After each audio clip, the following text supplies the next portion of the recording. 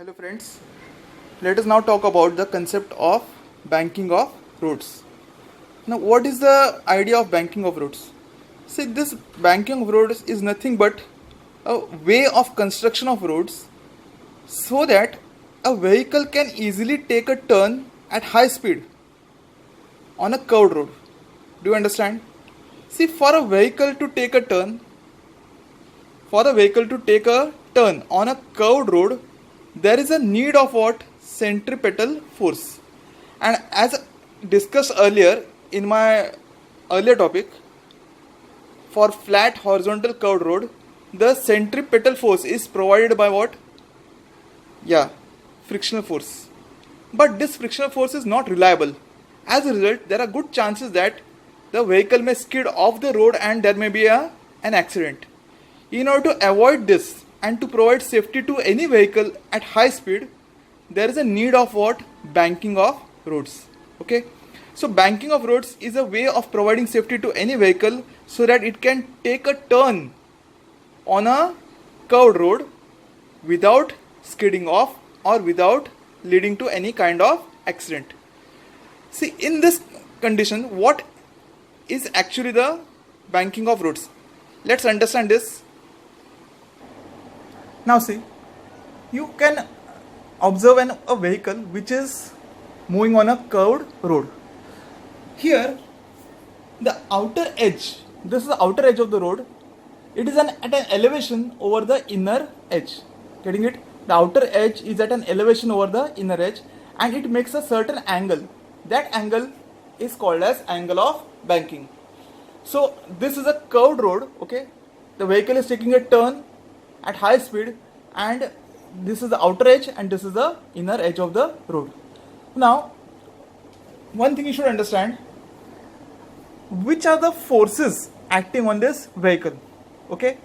Now, the first thing that comes in our mind is about weight. The weight of the vehicle will always be pointing vertically downwards, okay? That is mg. First is the weight of the vehicle. Second will be the normal reaction. Now, normal reaction is perpendicular to the surface of the road. So, this will be the direction of normal reaction. It will be perpendicular to the surface of the road. So, these are the two forces. One is normal reaction and other is what? Weight. Now, the normal reaction has to be resolved into two components. One, n cos theta, which is vertical upwards, and n sin theta, which is vertically horizontally towards the center of the circular track. See, this is a banked road, this is the inner edge, this is the outer edge, making an angle theta. The surface of the road makes an angle theta with the horizontal. This is a vehicle which is moving on a road, okay, and I resolve the different components over here.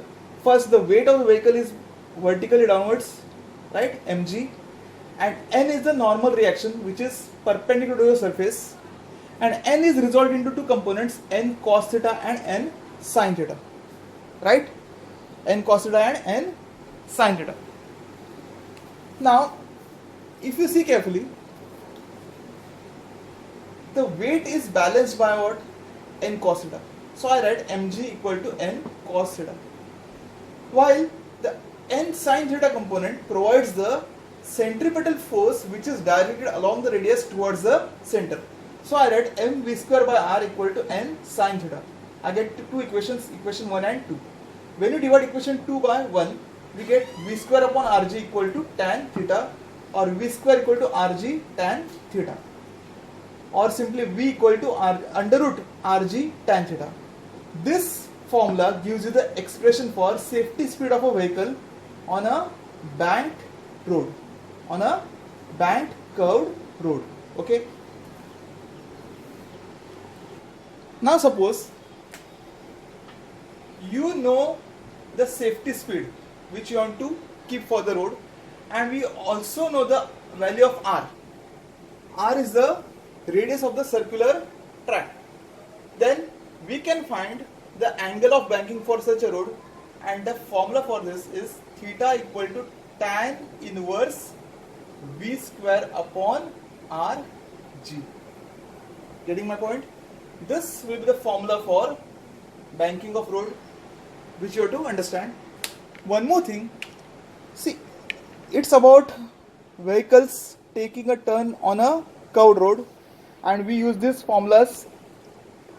What about two-wheelers?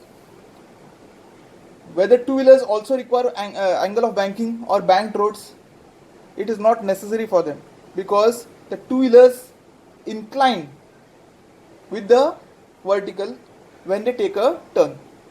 This cannot happen with the four-wheelers, and that's why four-wheelers specially require banking of roads so that they can easily take a turn on a curve.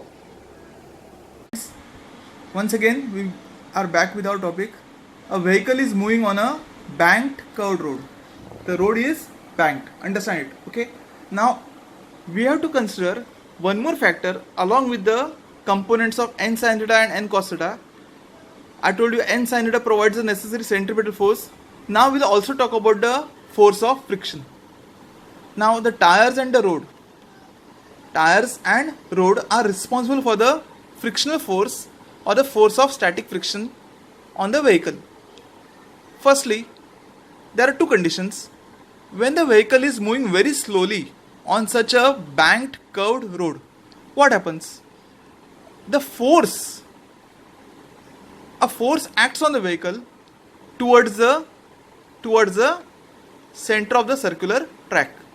As a result, on such a vehicle, the force of static friction will be directed outwards. Okay, it will be directed outwards. I will show it in this same diagram. In the diagram you can see at low speed the force of static friction will be directed outwards. Okay, so I repeat, Fs stands for force of static friction and it is directed along the radius away from the center. What happens when the vehicle is moving at high speeds? At high speed, the force acting on the vehicle is in outward direction due to centrifugal force. As a result, the force of static friction on the vehicle, okay, is along the radius towards the center. I'll show it in the diagram once again. Okay, can you see? So at high speed, the direction of Fs is what? Force of static friction will be directed towards the center of the circular track. In this case, once again I repeat, the direction of static friction, the direction of force of static friction depends on the velocity of the vehicle. At very low speed, it will be directed in outward direction, and at very high speed, it will be directed inwards. Okay, and this we have to understand with the diagram which I will draw on the board. Now look at the board. This is the same diagram which I explained you. A vehicle moving on a banked road and the speed is low. At low speed means the velocity, okay, v1 I will take, is less than under root rg tan theta. Getting it? This is the condition I have applied, and just now practical I have explained you. At low speed, the direction of force of static friction will be in outward direction or along the surface of the road, but in outward direction. This component I resolve into two components. This Fs I resolve into two components. One is Fs cos theta, which is horizontal, and one is Fs sin theta, which is vertical. Okay, vertically upwards. The remaining components are same. Mg vertically downwards, n perpendicular to surface of the road, which is resolved into two components, n cos theta and n sin theta.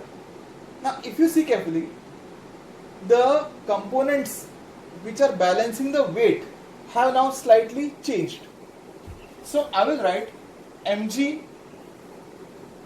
is balanced by n cos theta and fs sin theta. So I'll write n cos theta plus fs sin theta. Okay, and second, the direction of centripetal force is provided by n sin theta, correct? But this fs cos theta component is acting against it. So I'll write this mv square upon r equal to n sine theta minus fs cos theta. Okay, so these are the slight changes which happen in the formulas. Mg equal to n cos theta plus fs sin theta because of the force of static friction component, and second is mv square upon r equal to n sin theta minus fs cos theta. When you divide this and solve further, okay, and put the value of n as put the value of coefficient of static friction mu s in this, okay, we finally get the formula for the minimum velocity required for the vehicle to move on the banked road at low speed, and that is given by square root of rg tan theta minus mu s upon 1 plus mu s tan theta. Getting it? In this way we obtain the formula for velocity at low speed, okay, on a banked road. Now we are talking about a vehicle which is moving at high speed on a banked road, okay. Let the velocity be v2, which is greater than square root of rg tan theta. Now first of all, the components which you already know, let's discuss about them. First, the weight, which is vertically downwards. Normal reaction, which is perpendicular to surface. This normal reaction I have resolved into two components, n cos theta and n sin theta. Is it okay? Now let's talk about the force of static friction. As I have discussed earlier, when the vehicle is at high speed, the direction of force of static friction is along the surface of the road, directed towards the center of circular track. So this Fs is the direction of what? Force of static friction, which is inclined to the horizontal at an angle theta. So this Fs are resolved into two components, Fs cos theta and Fs sin theta. Okay. Now things become very easy to understand. Look carefully. Look at the vertical components first.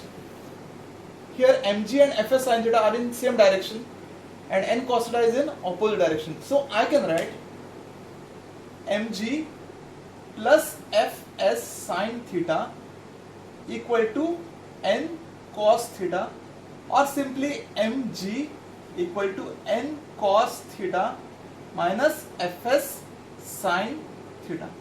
Okay, equation 1.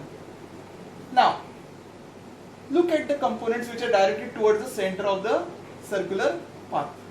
This is the center of what? Circular path, and the direction which provides the centripetal force is provided by n sin theta and fs cos theta. So I'll write the centripetal force mv square upon r is provided by what? N sin theta plus fs cos theta. This is equation 2. But we also know fs is equal to mu s into n, right? When you substitute all these values, when you divide equation 1 by 2, and substitute this value of fs as mu s n and solve, what we get is the formula for maximum velocity of the vehicle on the banked road, and that comes out to be v2 max equal to square root of rg upon tan into bracket tan theta plus mu s upon 1 minus mu s tan theta. So this is the formula for velocity at high speed on a banked curved road.